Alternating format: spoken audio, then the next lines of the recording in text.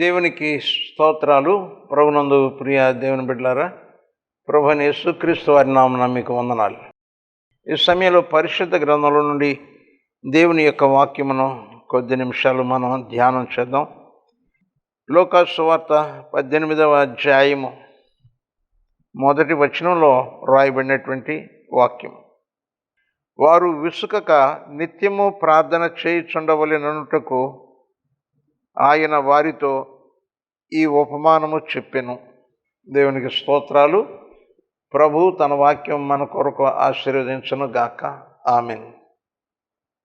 యేసుక్రీస్తు ప్రభువారు మానవుల యొక్క బలహీనతలను ఎరిగి ఉన్నట్టంటే, ఆ బలహీనతల్లో ఒకటేంటంటే ప్రార్థన చేసేటప్పుడు వారికి కావలసినటువంటి నిబ్బరము, ఓర్పు, సహనము అనేటటువంటిది వారు నిలపలేనటువంటి వారిగా ఉంటారు.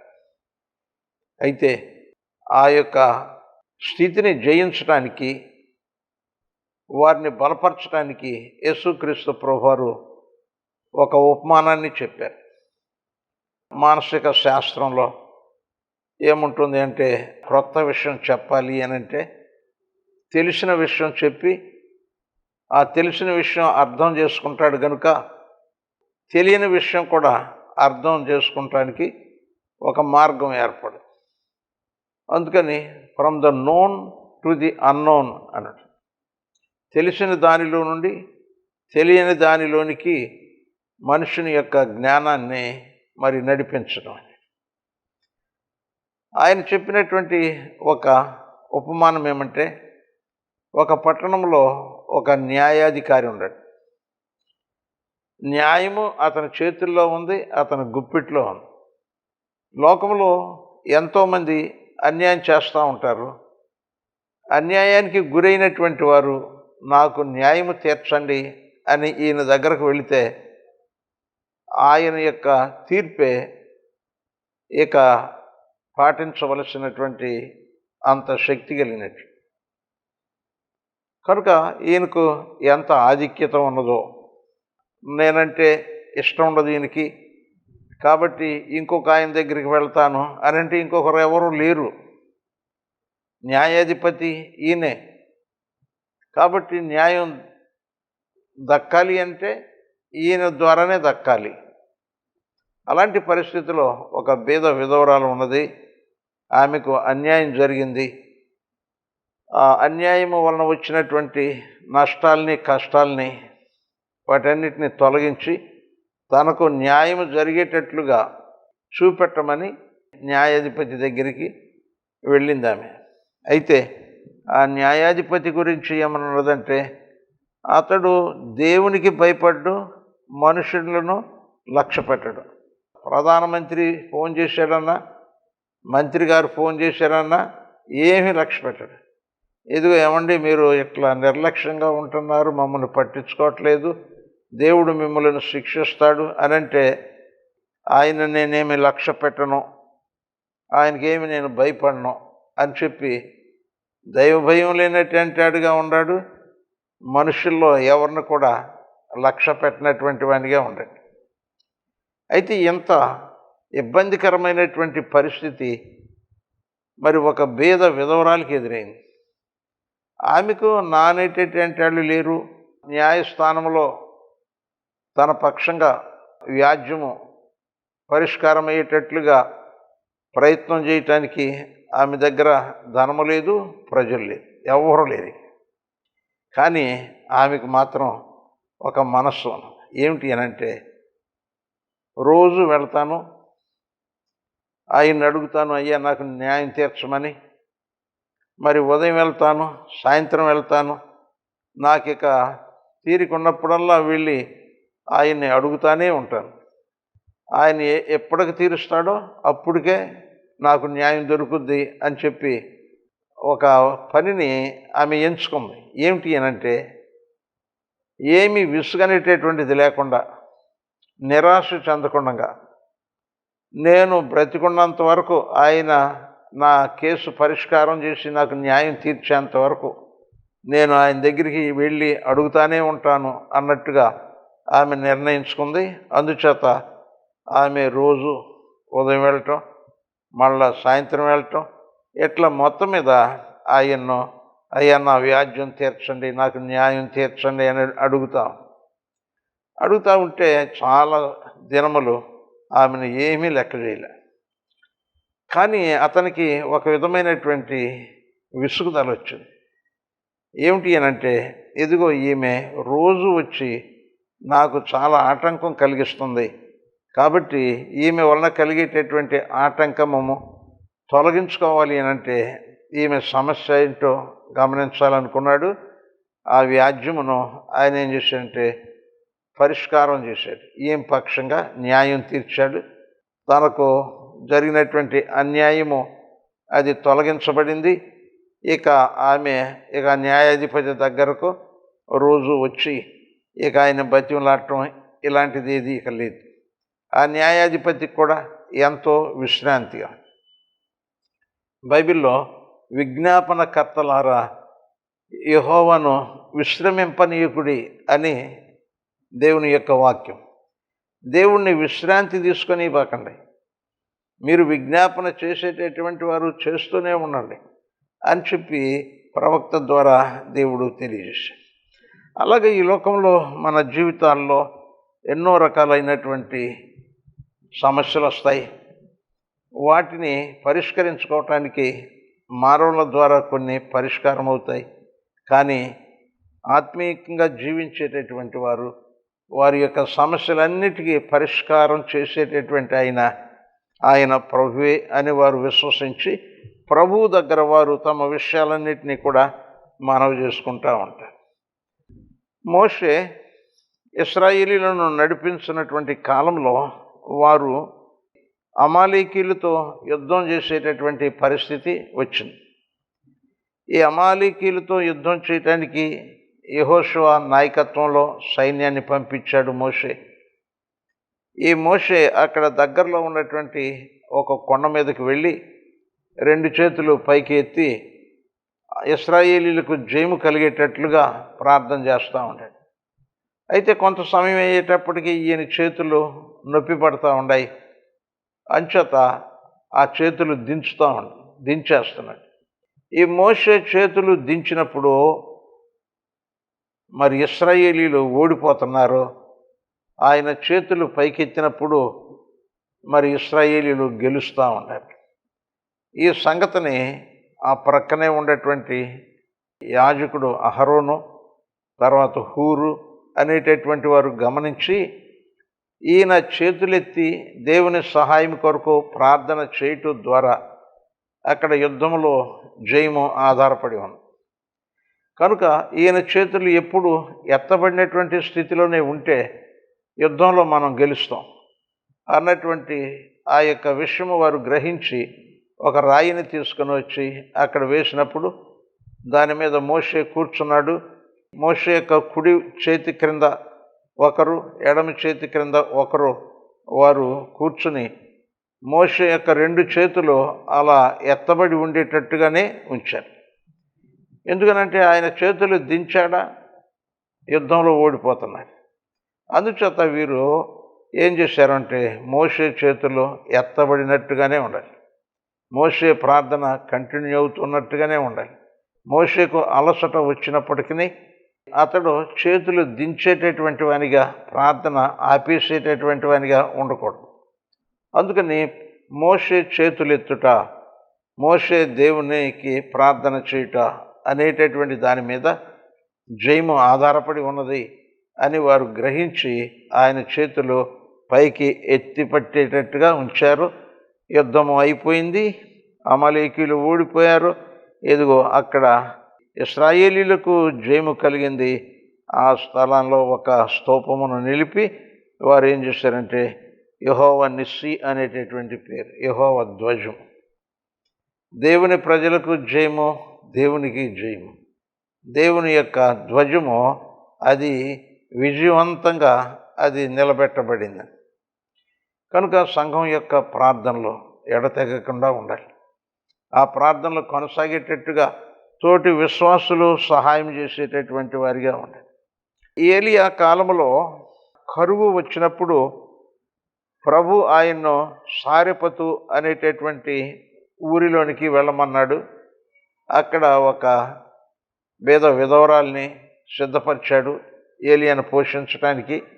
ఆమెకు ఒక కుమారుడు ఉన్నాడు. ఏలియా ఆ సారెపతులో ఆ విధవరాలి ఇంట ఉంటూ 3.5 సంవత్సరాలు ఆ కరువు కాలంలో పోషించబడ్డాడు. అయితే ఇలాంటి పరిస్థితుల్లో ఒక రోజున ఏం జరిగిందంటే ఆ పిల్లాడు చనిపోయాడు.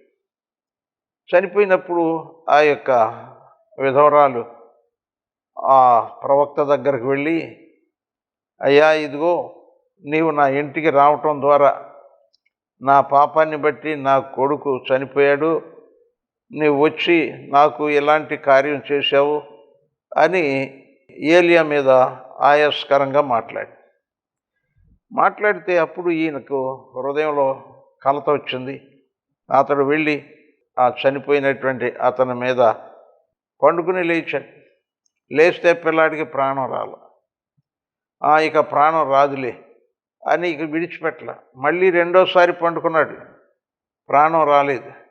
మళ్ళీ మూడోసారి పండుకున్నాడు, అప్పుడు ఆ పిల్లాళ్ళకి ప్రాణం వచ్చింది, అతడు బ్రతికాడు. ఒకసారి ప్రయత్నం చేశాము, అయినా ప్రాణం రాలేదు, ఇక చనిపోయాడులే అని విడిచిపెట్టకుండా ఏలియా ఏం చేశాడంటే ఆ పిల్లాళ్ళకి ప్రాణం వచ్చేంత వరకు కూడా ఆ పిల్లాడి మీద పండుకుని దేవునికి మొరపెట్టాడు. ప్రార్థన జీవితంలో వెంటనే జాబు వస్తుంది అని అనేకులు ఎదురు చూస్తూ ఉంటారు. వస్తుంది, కానీ తగిన సమయమందు ఆ జాబు వస్తుంది. అందుచేత ఏ విధమైనటువంటి అవిశ్వాసానికి గురి కాకుండా ఎడతెగక నిత్యము ప్రార్థన చేస్తూనే ఉండాలి. ఎలీషా అనేటటువంటి ఆయన గెహాజీని యోర్దాను నదిలో అక్కడికి వెళ్ళి మునుగు అనలా, 7 సార్లు మునగమన్నాడు. అతడు ఒకసారి మునిగి నాకు స్వస్థత వచ్చేసిందా లేదా అని చూసుకుని ఉంటాడు, రాలేదు. అవిశ్వాసం వచ్చేసి ఆ యొక్క వృద్ధ ప్రవక్త మాట విని ఏదో నేను ఇట్లా మునుగుతానికి వచ్చాను, కానీ ఆయన మాట నెరవేరేటటువంటి అవకాశాలు లేవు. ఒకసారి మునిగాను, ఏమవ్వలేదు. 2 సార్లు మునిగాను, ఏమీ అవ్వలేదు. 3 సార్లు మునిగాను, ఏమీ అవ్వలేదు. కాబట్టి ఆ మాటకు ప్రతిఫలం రాదు అనుకుని అతడు అవిశ్వాసంతో ఆ ప్రయత్నాలు విరమించుకునేటటువంటి రీతిగా ఉండట్టయితే అతనికి స్వస్థత కలిగేది కాదు. కానీ 7 మార్లు మునగమన్నాడు కనుక 7 మార్లు మునిగాడు. 7వసారి మునిగినప్పుడు అతని యొక్క దేహము పసిబిడ్డ దేహం వలె స్వస్థత పొంది. అలాగే ఏలియా విషయంలో కూడా మనం చూసినట్లయితే అతడు ఆహాబు అనేటటువంటి రాజు ఆ కాలంలో వర్షము పడకుండా 3.5 సంవత్సరాలు ఆగిపోయినాయి ఏలియా ప్రార్థన బట్టి. మరైతే ఒక సమయం వచ్చేటప్పటికి ఏలియా ప్రార్థన చేసి, వర్షం దేవుడు ఇస్తాడు, నువ్వు తొందరగా రథాలు వేసుకుని ఇంటికి వెళ్ళిపో అని ఆహాబుకు కబురు చేశాడు. మరి ఆకాశంలో ఒక్క మేఘం కూడా లేదు. మరి ఈయనేం ప్రవచించాడు. అప్పుడు తన యొక్క దాసుని పిలిచి, ఇదిగో ఏమన్నా మేఘం ఏమన్నా పైన కనపడుతుందేమో చూడమంటే ఆ సేవకుడు వెళ్తున్నాడు, ఏమీ కనపడలేదండి. అలాగా ఒకసారి చూశారు, రెండోసారి చూశారు, అట్లా 6 సార్లు చూశారు, ఏమీ అసలు మేఘమంటూ కనపడలే. ఇక మేఘం కనపడలేదు, 6 సార్లు అయిపోయిందిలే, ఇంకా మేఘం రాదు, వర్షం రాదు అనేటటువంటి ఆ యొక్క అవిశ్వాసంతో ఆయన లేకుండా మళ్ళీ ఇంకోసారి వెళ్ళి చూడని 7వసారి కూడా పంపించాడు. ఆ 7వసారి వెళ్ళి చూసినప్పుడు అరచేయి అంత మేఘము అది సముద్రంలో నుండి పైకి రావటం కనపడింది. కొద్ది నిమిషాల్లోనే అది ఆకాశమంతా చీకటి పడేటంత దట్టమైనటువంటి మేఘాలతో నిండిపోయి గొప్ప కుంభవృష్టికి వచ్చింది. కాబట్టి దేవుని కార్యము తప్పక జరుగుద్ది. ఆలస్యమైనప్పటికీ అది తప్పక నెరవేరును అని దేవుని యొక్క వాక్యం మనకు తెలియజేస్తాం. అంచేత యేసుక్రీస్తు ప్రభువారు ప్రార్థన చేసేటప్పుడు అడుగుడి మీకు ఇవ్వబడును, తట్టుడి మీకు తీయబడును, వెదకుడి మీకు దొరుకును అని చెప్పి అడగండి, వెదకండి, తట్టండి. అడగగానే రాలేదు కదా అనేసి మానేయబాకండి. దేవుని జవాబు పొందేంత వరకు కూడా మీరు ఆసక్తితో ఎడతెగక ప్రార్థన చేస్తూ ప్రభువా సమకూర్చు అని ఆ ప్రభు యొక్క కృపాసనం యొద్ద మీరు ఎల్లప్పుడూ కనిపెట్టుకుని ఉండండి. ఆయన యొక్క కృపాసనం విడిచిపెట్టి వెళ్ళవద్దు. హెబ్రీ పత్రికలో 4వ అధ్యాయంలో మనం చూసినట్లయితే 15-16 వచనాలు, మన ప్రధాన యాజకుడు మన బలహీనతల యందు మనతో సహానుభవము లేనివాడు కాడు గాని సమస్త విషయములలోనూ మన వలనే శోధింపబడినను ఆయన పాపము లేనివాడిగా ఉండెను గనుక కనికరింపబడి సమయోచితమైన సహాయము కొరకు కృప పొందినట్లు ధైర్యముతో కృపాసనం వద్దకు చేరుదము. హల్లెలూయా! ఎంత గొప్ప సందేశం! అది కృపాసనం. అక్కడ కృప దొరుకుద్ది. ఆయన సమయోచితమైనటువంటి సహాయము మనకిస్తాడు. ఆయన ఒక సమయంలో మనకి కనికరం చూపుతాడు. ఆయన కృప కలిగినటువంటి వాడు, కనికరము కలిగినటువంటి వాడు. తగిన సమయమందు మనకు సహాయం చేసేటటువంటి వాడు. అందుచేత కృపాసనమును విడిచిపెట్టకూడదు. మనము ఆశించినటువంటిది మనం పొందేంత వరకు ఎడతెగక ప్రార్థన చేస్తూనే ఉండాలి. విసుగుదల అనేటటువంటిది రాకూడదు. తర్వాత మనము దేవుని యొక్క కార్యములను జ్ఞాపకం చేసుకోవాలి. ఆయన కృప కొరకు వేడుకునేటటువంటి వారి యందు ఆనందిస్తాడు. దేవా, నీవు కృప చూపు, సహాయం చేయి. నాలో ఈ మేలు పొందటానికి ఏ అర్హత లేదు, కానీ నీవు నా యందు కృప చూపి నాకు ఈ సహాయం చెయ్యి అని చెప్పి ఎడతెగక ప్రార్థన చేసేటటువంటి వారంటే ఆయనకి ఎంతో సంతోషం. ప్రభునందు ప్రియ దేవుని బిడ్డలారా, హెబ్రీ పత్రిక 11వ అధ్యాయంలో 6వ వచనంలో మనం చూస్తే, విశ్వాసము లేకుండా దేవునికి ఇష్టుడయుండుట అసాధ్యం. దేవుని యొద్దకు వచ్చువాడు ఆయన ఉన్నాడనియు తనను వెదకు వారికి ఫలము దయచేయవాడనియు నమ్మవలెను కదా. దేవుని యొక్క ఆసక్తి ఏమిటి అనంటే, మనము ఎడతెగక నిత్యము ప్రార్థన చేస్తూ ఉండేటట్టయితే మన ప్రార్థన తప్పకుండా ఆయన వింటాడు. ఆయన జాలి కలిగినటువంటి వాడు, ఆయన కనికరము కలిగినటువంటి వాడు, ఆయన కృప చూపేటటువంటి వాడు, ఆయన దీర్ఘశాంతుడు. ఆయన తన యొద్దకు వచ్చు వారిని ఏమాత్రము కూడా త్రోసివేసేటటువంటి ఆయన కాదు. ఇవన్నీ మనకు తెలియజేయటం ద్వారా మనకు ఒక విశ్వాసం కలుగుతుంది. ఏమిటి అనంటే, ఇదిగో బైబిల్ గ్రంథంలో, మరి పాత నిబంధన గ్రంథంలో, క్రొత్త నిబంధన గ్రంథంలో, ఇంకా తర్వాత మనకు తెలిసినటువంటి అనేకుల జీవితాల్లో ఆ ప్రభు ఆయన మీద ఆధారపడినటువంటి వారిని, ఆయన్ను ప్రార్థించేటటువంటి వారిని ఎన్నడూ కూడా నిరాశపరచలేదు. అలాగే నేను కూడా విశ్వాసంతో ఆయన కృప కొరకై వేడుకునేటటువంటి వానిగా ఉంటే ఆయన నన్ను కూడా ఏమాత్రం కూడా నిరాశపరచు. నా యొద్దకు వచ్చేవారిని నేను ఎన్నడూ త్రోసివేయనని సెలవిచ్చినటువంటి దేవుడు. ఆయన ప్రార్థన చేయి వారందరి ఎడల కృప చూపుటకు ఐశ్వర్యవంతుడు. ఆయనకు ఏ భేదము లేదు. యూదుడని లేదు, గ్రీసు దేశస్థుడని లేదు. మరి ఏ భేదము, కుల భేదం కానీ, దేశ భేదం కానీ ఈ అసలు ఆయనకి ఉండనే ఉండవు. కేవలము ఆయన యందు విశ్వాసం ఉంచి ఆయన కృప కొరకు ప్రార్థించేటటువంటి వారిగా ఉంటే వారికి ఆయన సహాయం చేసి వారి ప్రార్థనలు ఆలకించి వారికి ప్రతిఫలాలు దయచేస్తాయి. అందుచేత ప్రభు మన జీవితంలో మన ప్రార్థనలు ఫలించాలి అని ఆయన ఆశపడుతూ ఉంటాడు. అయితే మన యొక్క మానవ బలహీనతను బట్టి, లోకంలో ఉండేటువంటి ఆ యొక్క తొందరపాటు సాతానుడు కలిగించేటటువంటి నిరాశలను బట్టి మనము ఇక జాబు రాదు అన్నట్టుగా నిరాశ చెందుతూ ఉంటాం. అయితే యేసుక్రీస్తు ప్రభువారు ఆయన నశించిన దాన్ని వెతికి రక్షించడానికి వచ్చాడు. ఆయన వాగ్దానం చేశాడు, అడుగుడి మీకు ఇవ్వబడినని. కనుక ఆయన్ను ఎడతెగక ప్రార్థించేటటువంటి వారికి వారు అడిగినది తప్పకుండా అనుగ్రహిస్తూ ఉంటాడు. నమ్మదగినటువంటిది. నేను ఒక సాక్ష్యం విన్నాను. ఒక బిషప్ గారు చెప్పాడు. త్రినాథ్ తివారీ అని ఒక వేద పండితుడు ఉన్నాడు అలహాబాదులో.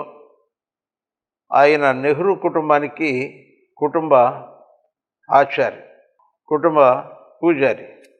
అయితే అతనికి ఒక డౌట్ వచ్చింది. ఏంటి అందరూ యేసు ప్రభు నమ్ముకుంటున్నారు, మన ఆచార్యులు కూడా చాలామంది నమ్ముకుంటున్నారు, ఒకవేళ ఆయనే దేవుడేమో, నేను దాన్ని గమనించలేదేమో అని అతడు ఒక ఉద్యోగం చేస్తూనే ఉండేవాడు. చాలా ఆయాసపడతా ఉండేవాడు. అయితే ఒక దినాన అతనికి ఒక ఆలోచన వచ్చింది. ఆఫీస్ అయిన తర్వాత ఇంటికి వెళ్ళబోయేటప్పుడు అతను ఆఫీస్ గదిలో నిలబడి యేసు ప్రభు చెప్పిన మాటలు, అడుగుడి మీకు ఇవ్వబడును అని అన్నాడు. నేను ఈరోజు ఒకటి అడుగుతా, అది ఇచ్చాడా? ఆయన సజీవమైనటువంటి దేవుడే, ఆయన మనుషుల ప్రార్థనలకు జవాబు ఇచ్చేటటువంటి దేవుడే అని నేను విశ్వసిస్తాను. ఇక ఆ ప్రభువుని అంగీకరిస్తాను అని ఆయన ఏమడిగాడు అని అంటే, యేసు ప్రభు, రేపు ఈ వేళకు నీవు జన్మించినటువంటి పాలస్తీనా దేశం యొక్క చరిత్ర కలిగినటువంటి పుస్తకము నాకు అందాలి అని అడిగాడు. ఇక ఇంటికి వెళ్ళిపోయాడు. ఇంటికి వెళ్ళిన తర్వాత రెండో రోజున ఉదయం అతనికి హెడ్ క్వార్టర్స్ నుంచి ఫోన్ వచ్చింది. ఏమంటే, పలానా ఆఫీసరు సడన్గా సెలవు పెట్టేశాడు, నువ్వు వెళ్ళి అక్కడ ఛార్జ్ తీసుకోమని వచ్చింది. అతడు వెంటనే అక్కడికి వెళ్ళాడు. వెళ్ళిన తర్వాత అక్కడ ఛార్జ్ తీసుకున్నాడు. ఆ తర్వాత కుర్చీలో కూర్చుని కొద్దిగా రిలాక్స్ అవుతూ ఉంటుంటే ఎదురుగుండా ఉండేటువంటి బీరువాల్లో ఒక కానాలో ఒకే ఒక్క పుస్తకం ఉందంట. మరి ఏంటి ఆ పుస్తకం ఒక్కటే ఉంది అక్కడ అని వెళ్ళి చూస్తే ఆ పుస్తకం పేరు హిస్టరీ ఆఫ్ పాలస్టైన్ అని ఉంది. అతడు ఆశ్చర్యపోయాడు. ఇక యేసుక్రీస్తును దేవునిగా అంగీకరించాడు, బాప్తిస్మం తీసుకున్నాడు, అనేక గ్రంథాలు రాశాడు. తర్వాత అతడు దేవుని యొక్క సువార్త ప్రకటిస్తూ యేసే నిజమైనటువంటి దేవుడు అనేటువంటి సత్యాన్ని, ఆయనను ఏది అడిగినా ఆయన ఇస్తాడు అనేటటువంటి ఆ గొప్ప దైవ సత్యాన్ని బోధిస్తూ ఆయన దేవుని యొక్క సువార్త ప్రచారకుడయ్యాడు. ఆ రీతిగా ప్రభు ఆయన మాట చెప్పాడు అనంటే చేస్తాడు. మనము విసుగక ప్రార్థన చేశాము అనంటే ఆయన నామం పేరిట ప్రార్థన చేయి వారందరి ఎడల కృప చూపుతాడు. ఆయన మనకు సమీపంగా ఉండేటువంటి దేవుడు. కనుక ప్రియ సహోదరుడ, సహోదరి, ఈ జీవితంలో మనము సుఖముగాను సౌఖ్యముగాను భద్రంగాను నిత్యజీవానికి వారసులుగాను ఆశీర్వదించబడిన వారిగా జీవించాలి అనంటే మన శక్తి ఏమాత్రం చాలు, మన అంతస్తులు చాలు, గొప్ప గొప్ప పదవుల్లోనికి వెళ్ళినప్పటికీ అది కూడా ఏమాత్రం చాలు. కానీ మన జీవితానికి కావలసినటువంటి సంపూర్ణమైనటువంటి స్తోమత, అర్హత మనం ప్రభువు దగ్గర ఏది ప్రార్థన చేసి అడిగితే ఆయన యొద్ద నుండి మనం పొందగలం. కనుక ప్రార్థన అనేటటువంటిది ఒక తాళపు చెవి లాంటిది. మన దగ్గర ఏమీ లేవు, దేవుని దగ్గర ఐశ్వర్యం ఉన్నది. ఆ బీరువా తాళపు చెవి తీస్తే ఆయన దేవుని బీరువాలో ఉండేటువంటి ఐశ్వర్యాలు మనకి లభిస్తాయి. ఆ బీరువా తెరవబడాలి అని అంటే ప్రార్థన చేయటం. కనుక దేవునికి ఉన్నటువంటి ఆ యొక్క మహదైశ్వర్యములు మానవులు అనుభవించాలి అనంటే ఎడతెగక నిత్యము ప్రార్థన చేయమని యేసుక్రీస్తు ప్రభువారు చెప్పాడు.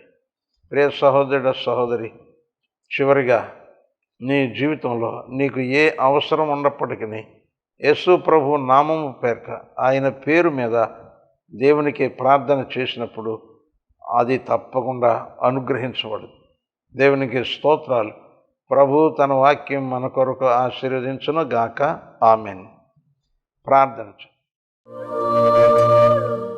దయగల యేసయ్య, పరిశుద్ధుడైన తండ్రి, నీకు వందనాలు, కృతజ్ఞతలు, స్తుతి స్తోత్రాలు ప్రభువా.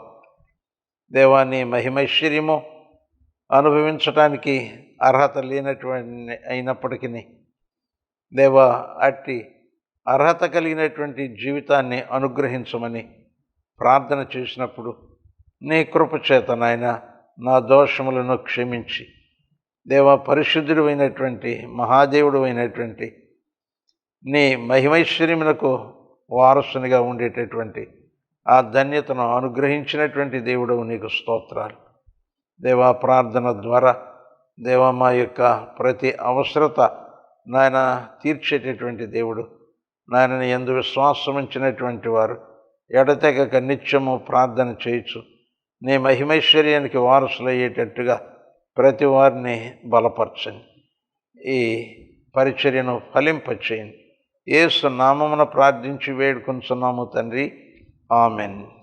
మన తండ్రి అయిన దేవుని దయ, ప్రభు అయిన యేసుక్రీస్తు వారి కృప, పరిశుద్ధాత్మ దేవుని అన్యోన్య సహవాసము మనకు తోడుగా ఉండి విసుగక నిత్యము ప్రార్థన ఫలము పొందేంత వరకు ప్రార్థన చేయనట్లు ప్రభు మనలను బలపరచునుగాక. ఆమెన్. హల్లెలూయా. దేవునికి స్తోత్రాలు. మీకు వందనాలు.